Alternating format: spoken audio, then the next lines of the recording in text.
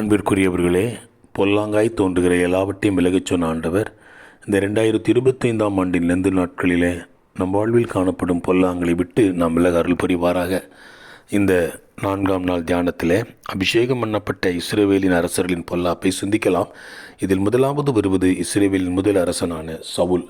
சவுலுக்கு கர்த்தர் சாமுவேல் மூலமாக ஒரு கட்டளையை வழங்கினார். 1 சாமுவேல் 15ஆம் அதிகாரம் 3ஆம் வசனத்திலே, நீ போய் அமலேக்கை மடங்கடித்து அவனுக்கு உண்டான எல்லாவற்றையும் சங்கரித்து அவன் மேல் இரக்கம் வைக்காமல் புருஷரையும் ஸ்திரீகளையும் பிள்ளைகளையும் குழந்தைகளையும் ஆடுகளையும் ஒட்டகங்களையும் கழுதைகளையும் கொன்று போட கடவா என்பதே அந்த கட்டளை. ஆனால் சவுல் கர்த்தரின் கட்டளையை முழுமையாக நிறைவேற்றாமல் அதை மீறி தன் இச்சையின்படி செயல்பட்டான். மிருக ஜீவன்களில் உதவாதவைகளையும் அற்பமானவைகளையும் மட்டும் அழித்துவிட்டு ஆடு மாடுகளின் நலமானவற்றையும் தரமானவைகளையும் அழித்து போட மனமில்லாமல் அவைகளை இச்சித்து பத்திரப்படுத்தினான். 1 சாமுவேல் 15ஆம் அதிகாரம் 9ஆம் வசனத்தில் இது கர்த்தரின் பார்வையில் பெரிய பொல்லாப்பாக காணப்பட்டது. சவுலே ராஜாவாய்க்கிறது எனக்கு மனஸ்தாபமாக இருக்கிறது. அவன் என்னை விட்டு திரும்பி என் வார்த்தையை நிறைவேற்றாமற் போனான் என்று கர்த்தர் சாமுவேலிடம் மனஸ்தாபப்பட்டு பேசும் அளவிற்கு தேவனுடைய வார்த்தையை அசட்டை செய்து தன் இஷ்டப்படி நடந்து கொண்டான். இது குறித்து சாமுவேல் சவுலிடம் கேட்டபோது, ஆடு மாடுகளில் நலமானவற்றை கர்த்தருக்கு பலியிடும்படி ஜனங்களே அவைகளை தக்க வைத்ததாக சொல்லி தான் இச்சித்து செய்த பொல்லாப்பின் பழியை ஜனங்கள் மீது போட்டான். 1 சாமுவேல் 15ஆம் அதிகாரம் 15ஆம் வசனம் 21ஆம் வசனமும் இதை நமக்கு விவரிக்கிறது.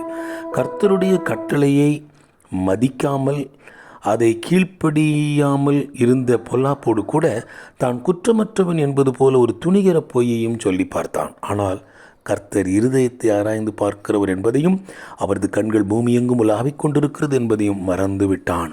தான் செய்த பொல்லாப்புக்கான தண்டனையை வருவித்து கொண்டான்.